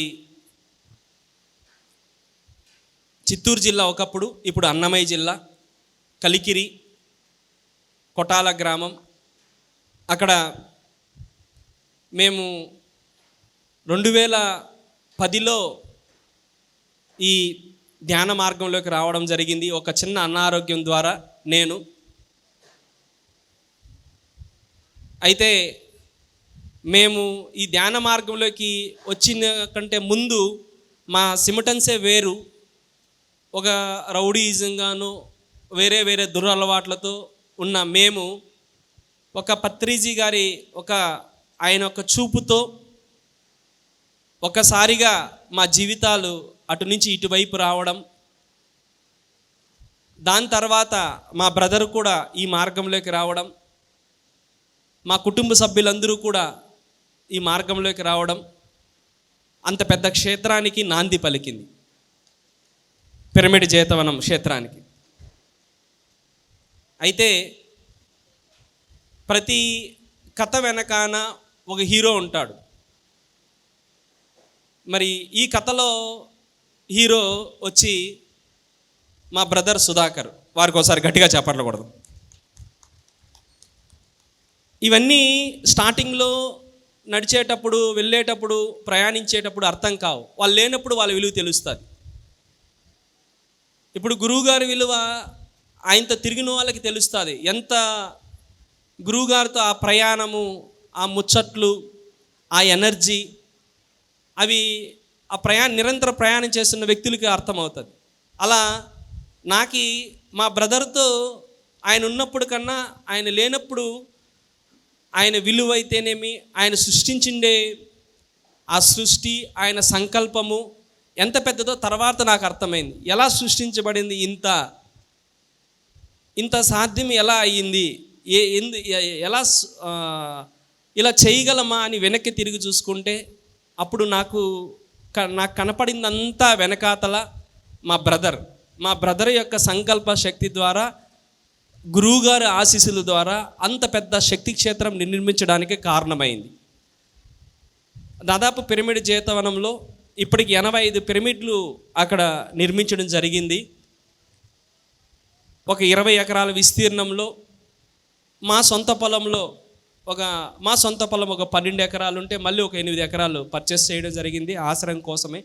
అలా 20 ఎకరాల విస్తీర్ణంలో ఆ క్షేత్రాన్ని సృష్టించడం జరిగింది. అయితే ఈ సృష్టి వెనకాల మొత్తం ఒక గొప్ప కారణ జన్ముడు సుధాకర్. ఫస్ట్లో నాకేం అర్థమయ్యేది కాదు. ఎందుకంటే నేను డబ్బులు బాగా సంపాదించగలను, నాకు ఈ బిజినెస్ చాలా బాగొచ్చు చేసేది, మాకు మంచి బిజినెస్ ఉండేది. కానీ మా బ్రదరు ఆ సమయంలో ఇక్కడ చాలామంది వచ్చి భోంచేస్తారు, ఇక్కడ వచ్చి ఎన్నో పిరమిడ్లు వస్తాయంటే నేను నవ్వుకునేవాడిని. ఈయన చెప్తానులే ఇవన్నీ అయ్యేది ఏంటి ఇదని. చాలామంది మన సీనియర్లకు కూడా చాలా అనుభవం ఉన్నాయి పత్రి సార్తో. ఇలాగే పత్రి సార్ ఇక్కడ ఏదైనా గొప్ప గొప్ప కార్యక్రమాలు జరుగుతాయంటే అలా అనుకునేవాళ్ళంట. నాకైతే అనుభవం లేదు, కానీ మా బ్రదర్తో నాకు ఈ అనుభవం ఉంది. ఆయన స్టార్టింగ్లో పత్రి సారు జీతవనానికి రాకముందే, ఆయన అడుగు పెట్టకముందే గురువుగారు 3 రోజుల ముందే పత్రి సారు సుధాకర్కి ధ్యానంలో కనపడి నేను మీ ఊరికి వస్తానని చెప్పడం జరిగింది. కానీ మా బ్రదరు నాకు చెప్తే నేను నవ్వుకున్నప్పట్లో, ఎందుకంటే నాకు లాజిక్ ఎక్కువ, తెలివి ఎక్కువ, మాట్లాడడం బాగొచ్చు. మా బ్రదర్ ఎక్కువగా మాట్లాడేవాడు కాదు. సో వీడికి ఎలాలే ఇది ఏమోలే అని నేను చాలా నిర్లక్ష్యంగా చేశా. కానీ పత్రి సారు, మా బ్రదరు, పత్రి సార్ యొక్క ఆ యొక్క నడత కానీ ఆయన ఎలా ఉంటుంది అంటే, ఎవరైతే మాయలో పడతారో వాళ్ళే ఫస్ట్ మాయలో పడేస్తాడు సార్. అది పత్రి సార్ యొక్క గొప్పతనం. ఎవరైతే ఎగిరిగిరి పడుతుంటాడో, ఎవరైతే తెలివిగా ఉంటాడో ముందు వాడిని పడేస్తాడు. మా బ్రదర్ చెప్పినా నేను నమ్మలేదు. తిరుపతికి వెళ్తే పత్రి సారు మహతి ఆడిటోరియంలో ఉన్నారు. అప్పటికి కేవలం 2 సార్లు మాత్రమే నాకు సార్ తెలుసు. మహతి ఆడిటోరియంలో ఉంటే నేను అక్కడికి వెళ్ళాను. నేను చివరిగా వెళ్ళాను. నాకు అప్పటికి మాకు అగ్రికల్చర్ అంటే చాలా ఇష్టం. నాకు చాలా ఇష్టంగా చేసే పని. నేను మెడిటేషన్ తర్వాత నేను బాగా ఇష్టంగా చేసేది అగ్రికల్చర్. ఆ కార్యక్రమంలో సుభాష్ పాలేకర్ గారు కూడా అక్కడ ఉన్నారు 2012లో. సో ఆయన్ని చూద్దాము, గురువు గారిని చూద్దామనే ఉద్దేశంతో నేను అక్కడికి వెళ్తే పత్రి సారు స్టేజ్ పైన ఉన్నారు. సర్రని ఇలా స్టేజ్ దిగేసి నేను అంత దూరంలో ఉంటే నాకు చెప్పేసి రేపు మీ ఊరికి వస్తానని చెప్పి వెళ్ళిపోయాడు. నాకు ఆశ్చర్యం వేసింది, ఇంతకు పక్కన వాళ్ళ ఎవరు నేను. కానీ మా బ్రదర్ 2 days ముందే చెప్పారు, కానీ అది నాకేం తలకెక్కలేదు. కానీ మా బ్రదరు ఎంత కాన్ఫిడెంట్ అంటే, అప్పుడు మాకు కారు లేదు. మా మామయ్య వాళ్ళ ఇంటికాడ నుంచి కారు ఇప్పించుకొని కారులో వచ్చాడు సుధాకర్కి తిరుపతికి. సరేలే ఏమున్నా ఉన్నిలే, మా మామయ్యని కారులో అడిగాడు కదా, ఏముంది కారులో పోయి కారులో వచ్చేద్దాంలే అనుకున్నా నేను కూడా. కానీ సార్ అలా చెప్పిన తర్వాత మళ్ళీ నాకు డౌట్ వచ్చింది. పక్కన వాళ్ళని మళ్ళీ సార్ ఎక్కడుంటారని కనుక్కుంటే సారు భీమాస్ హోటల్లో ఉన్నారని చెప్తే, రాత్రి 10 గంటల కాడ మళ్ళీ రేపు ఉదయం 6 గంటలకి మీరు రెడీగా ఇక్కడికి వచ్చేయండి, మీ ఊరు వెళ్దామన్నారు. అప్పటి వరకు మా ఊరు పేరు కూడా సార్కి తెలియదు. అంటే పత్రి సారు ఎంత భవిష్యత్తుని దర్శిస్తాడో అనేది ఆ రోజు నాకు అర్థమైంది. అప్పుడు అక్కడ ఒక మేడం ఉంటే నేను చెప్పాను, సారు నీ గురించి చెప్పాయి అంటే, నేను వెనకాతలంతా మా బిజినెస్ వెళ్ళడము, బిజినెస్లో అక్కడ ధ్యాన ప్రచారం చేయడము, అది చెప్తూ చివరిగా మా ఊరు ఇది అని చెప్పాను, కలికిరి దగ్గర అని. సరే అలా జరిగింది. ఉదయం 6 గంటలకల్లా మేము ప్రిపేర్ అయ్యి అక్కడికి వచ్చాం. రాగానే మా బ్రదర్ కారు రెడీగా పెట్టుకున్నాడు. అదేం అద్భుతమో తెలీదు, సుధాకర్ అప్పటి నుంచి ఆ రోజు నుంచి సుధాకర్ శరీరం వదిలే వరకు సుధాకర్ కారు కనపడితే పత్రి సార్ ఆ కారులో వచ్చి కూర్చునేవాడు. అంత అద్భుతంగా ఉండేది వారిద్దరి యొక్క మైత్రిత్వం. సారు అది చిన్న కారు, ఆల్టో కారు వచ్చి కూర్చున్నాడు. సారు కొటాల, మా గ్రామం కొటాలకు వచ్చారు. అప్పటికే మేము ఒక 80% మా ఇంటి పైన 10x10 పిరమిడ్ పూర్తి చేసి ఉన్నాం. సరే ఎలాగో వస్తున్నారు అని చెప్పేసి దానికి అప్పటికప్పుడు ఒక రిబ్బన్ రైరీ చేసి దాన్ని సార్ చేత ప్రారంభోత్సవం చేయించుకొని కిందికి వచ్చి సార్ టిఫిన్ చేస్తుంటే ఒక 2 ముద్దలు తింటుంటే ఇంకేంటయ్యా నన్ను అడిగారు. సార్ నేను మా పొలం దగ్గర ఒక పిరమిడ్ వేస్తున్నాను అంటే టక్కని లేచి నేను అక్కడికే రావాలి వెళ్ళాలి అని చెప్పి రెడీ అయిపోయాడు సార్. సరే అందరూ పొలం దగ్గరికి వెళ్ళాలి అని చెప్పేసి రావడం జరిగింది. నేను అప్పటికి 18x18 పిరమిడ్ ఒక యాంగిల్ రెడీ చేసి ఉంచాను. అది కూడా కేవలము వ్యవసాయం కోసం మాత్రమే. నాకు వ్యవసాయం అంటే ఇష్టం ఉంది కాబట్టి ఆ విత్తనాలు వచ్చిన కూలీలు, సో ఆ పిరమిడ్ శక్తిని ఉపయోగించుకోవాలనే ఉద్దేశంతో పిరమిడ్ని వేస్తూ ఉన్నాను. కానీ సార్ అక్కడికి వచ్చాడు, అదంతా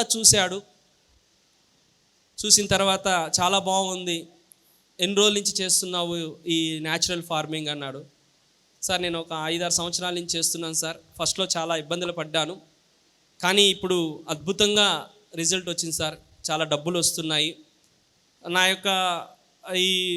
నా పంటను చూసి మాకు దగ్గరలో ఉన్న రిషి వ్యాలీ స్కూల్ వాళ్ళు వచ్చి డైరెక్ట్గా మా దగ్గరకు వచ్చి కొనుక్కుంటున్నారు. అంత దిగుబడి ఉంది సార్, చాలా బాగుంది అంటే వెరీ గుడ్, సరే మిక్స్డ్ క్రాప్స్ కూడా వేసుకో బాగుంటుందని చెప్పి ఇలా నా మీద చెయ్యి వేసుకొని ఈ పిరమిడ్ ఎందుకు కట్టాలనుకుంటున్నావు అని అడిగాడు.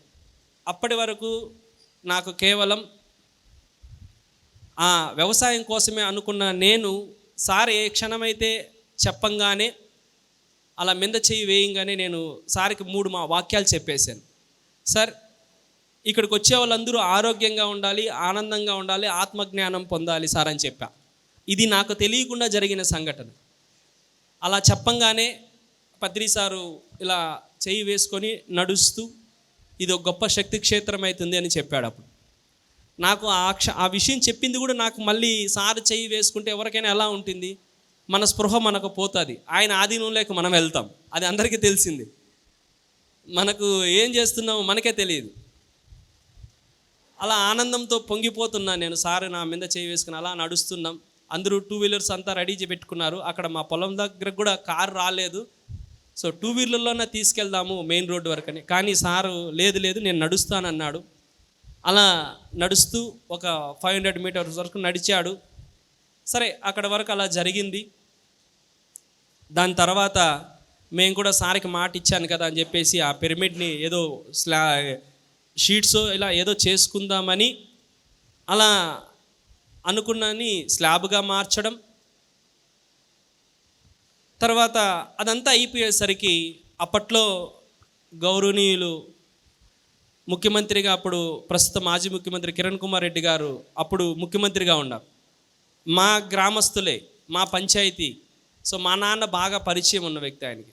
సో సిమెంట్ రోడ్లు వేస్తూ ఉంటే సార్ ఎక్కడి నుంచి ప్రారంభం చేసి ఎక్కడి వరకు ఆపారో అక్కడికి 20 లక్షలు పెట్టి రోడ్డు వేసేశారు. అలా ఒక పిరమిడ్ రాగానే అలా రోడ్డు రావడం, పవర్ రావడం, ఒక బోరు, ఇవన్నీ అలా జరిగిపోయినాయి అన్నమాట.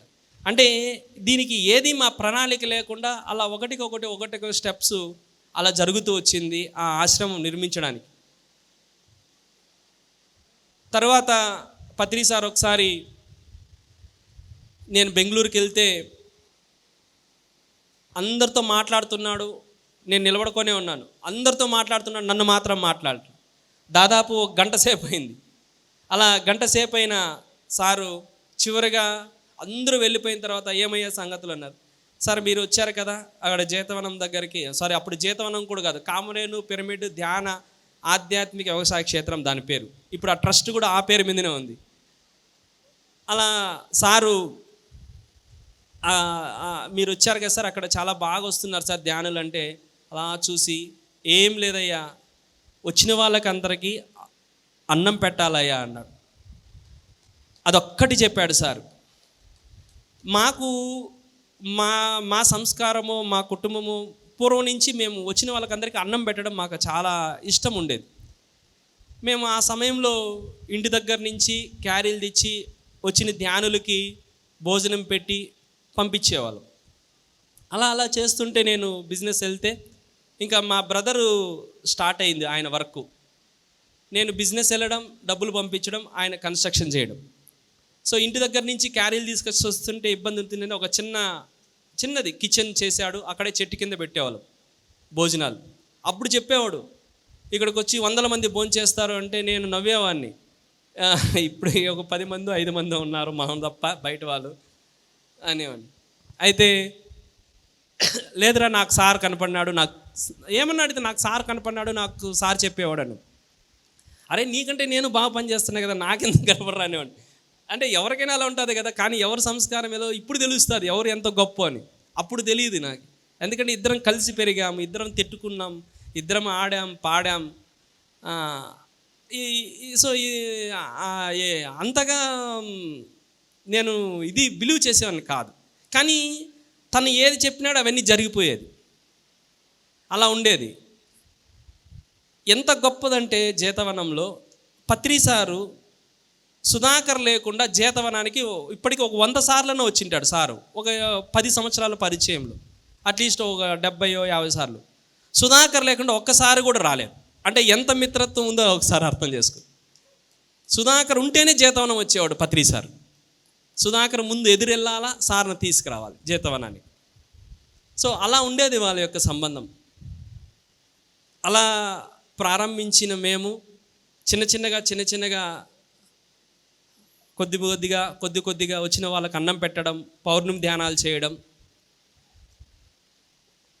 తర్వాత మళ్ళీ సార్ని తీసుకురావడం. నేను బిజినెస్ వెళ్తే ఏదో ఒకటి వచ్చి సార్ వస్తే ఒక టెంకాయ కొట్టించేవాడు సార్ దగ్గర, భూమి పూజ చేయించేసేవాడు ఏదో కన్స్ట్రక్షన్కి.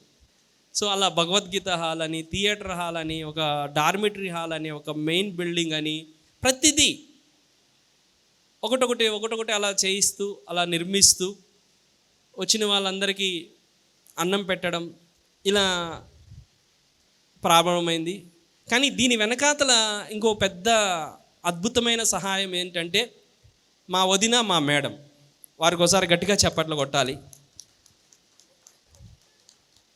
ఎందుకంటే వాళ్ళు అందించిన సహకారము వల్లనే అంతలా అభివృద్ధి కావడానికి కూడా కారణం. మేము ఎక్కడున్నా సరే, ఎవరైనా ఏ సమయానికి వెళ్ళినా అక్కడ వాళ్ళు రెడీగా ఉంటారు, భోజనం తయారు చేస్తారు, భోజనం పెడతారు, రూములు తుడిసి రూములు రెడీగా ఇచ్చేస్తారు. రూమ్లో ఉంటాను అంటే వాళ్ళకి రూమ్స్ అలాట్ చేయడం, ఇలా వాళ్ళు ఉండడం వల్లనే అంతలా క్షేత్రానికి అంత పేరు రావడం జరిగింది. అయితే మెయిన్ విజనర్ మాత్రం మా బ్రదరే, సుధాకరే. అన్నీ తెలిసేది తనకి, ఈ ల్యాండ్స్ అన్నీ మనకు వస్తాయని అనేవాడు. ఇంత పెద్ద కార్యక్రమము మనకి పత్రిసారి ఇస్తాడు అని చెప్పేవాడు. నాకు మండిపోయేది అట్లే. అంటే ఏమీ లేని సమయంలో చెప్తే ఎలా ఉంటుంది, సరేలే అని చెప్పేది అలా. కానీ చివరికి తను ఏం చెప్పాడు అలా జరుగుతూ అలా జరిగింది.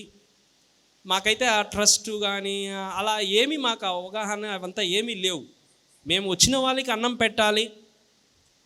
మా బ్రదర్ సంకల్పం ఎప్పుడు ఒకటే, వచ్చిన వాళ్ళు ఎప్పుడు అన్నం పెట్టాలి అనేవాడు. అంటే ఇక్కడికి వస్తున్నారు అంటే యోగులు వస్తున్నారు, యోగులకి అన్నం మనం పెట్టాలి, అది మన భాగ్యము. వాళ్ళకి మన వల్ల ఎంత సాధ్యమైతే అంత వసతి ఉచితంగా ఇవ్వాలి అని తను ఎప్పుడూ కలలకు అనేవాడు. అందుకే మా బ్రదర్ తను ఇది చేసిన ఒక ట్యాగ్ లైన్ పెట్టాం. ఆయన పేరు సంకల్ప సిద్ధ మహాయోగి సుధాకర్ అని పెట్టిన ట్యాగ్ లైన్ ఒకటే ఉంటుంది. ఇక్కడికి వచ్చే వాళ్ళందరికీ కూడా నిరంతర అన్నప్రసాదం అందించి ఉచిత వసతి కల్పించడమే నా అఖండ సంకల్పం అని ఆ ట్యాగ్ లైన్ పెట్టాం. ఆయన అందించిండే మెసేజ్ కూడా అదే, ఆయన జీవితకాలం అందించిండే మెసేజ్ అదే. ఎవరైనా రాని, ఫస్ట్ ఆడు ఎవడు ఏంటి అని కూడా చూడు, వస్తాను ఇట్లా ప్లేట్ తీసి భోజనం పెడతాడు, ఫస్ట్ భోజనం చేయి అంటాడు, నవ్వుతూ మాట్లాడతాడు, తర్వాత సంగతి. ఎవడైనా నాన్ వెజిటేరియన్ వచ్చి నేను ఉంటాను అంటే నడిజాంకాడ 12 గంటలైనా తరిమేస్తాడు. నాన్ వెజిటేరియన్కి అకామిడేషన్ ఇవ్వకూడదురా మనం అంటాడు. ఇదేమి రిసార్ట్ కాదు, ఎంతోమంది యోగులు ఇక్కడ సాధన చేసుకుంటున్నారు. సో కంపల్సరీగా వాడు మినిమం 41 days అయినా వాడు వెజిటేరియన్ అయి ఉండాలి, అప్పుడే మనం అకామిడేషన్ ఇవ్వాలి. ఆ పవిత్రతని మనం కాపాడాలి అని చెప్పేవాడు అనమాట. ఒకసారి వచ్చారు ఒక అతనికి ఒక ఫ్రెండ్ వచ్చాడు, అడిగాడు, నువ్వు ఎన్ని రోజులుగా ధ్యానం చేస్తున్నట్టే, నాకు జ్ఞానం తెలియదు సార్ అని. సరే నువ్వు మాంసం తింటావంటే తింటాను సార్. అయితే ఇక్కడికి వచ్చావు కదా, నువ్వు ఇక్కడ ఉండాలంటే ఒక పని చేయాలి, నువ్వు ఈ రోజు నుంచి మాంసం అన్న మానే నాకు ప్రమాణం చేయి, లేదా నువ్వు వెళ్ళిపో. రెండే, నీకు 2 ఆప్షన్స్ ఇస్తాం, ఇక్కడ ఈ రోజు నుంచి నేను మాంసం తిన్ను అని ప్రమాణం చేయి, లేదంటే నువ్వు వెళ్ళిపో. అందుకే మాది పిరమిడ్ జీతవనం అని ఒక బుక్ ఉంది, మా జీతవనం సంబంధించింది. అది పత్రిసారికి అవన్నీ తెలుసు కాబట్టి ఆయనకు అన్నీ తెలుసు. పత్రిసారు ఆయన దాంట్లో మనం ఒక నాటక ప్లేయర్సే.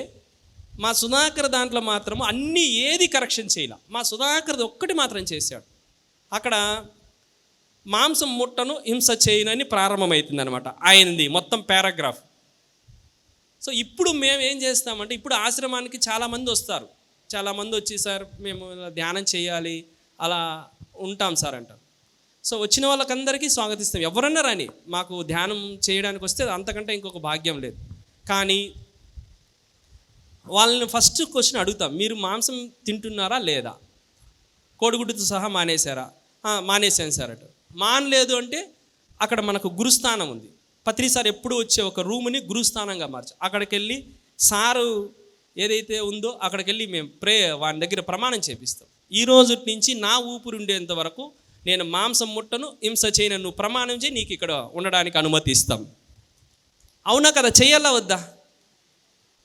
చెయ్యాలి కదా, కంపల్సరీగా చేయాలి.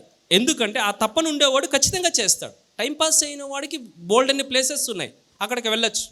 ఎవరైతే తీవ్ర సాధన చేయాలనుకున్నారో, నిజమైన సాధకులు ఉన్నారో వాళ్ళకి ఇబ్బంది కలగకూడదు, అది మా లక్ష్యం. నిజమైన సాధకులకి ఇబ్బంది పెడితే, ఒక యోగి ఉంటే వీళ్ళు 1,00,000 మందితో సమానం, సాధారణ వ్యక్తులు 1,00,000 మందితో సమానం. మన సాధారణ వ్యక్తులు మనకు అవసరం లేదు. సో అందుకని ఉద్దేశంతో మా సుధాకర్ యొక్క తను మొత్తం ఇవన్నీ ప్లాన్ చేసి తన యాటిట్యూడ్ ఇలాగే ఉండేది. ఆశ్రమానికి ఏమేం కావాలో ఏంటో అవన్నీ హ్యాబిట్స్ మాకు నేర్పించేవాడు.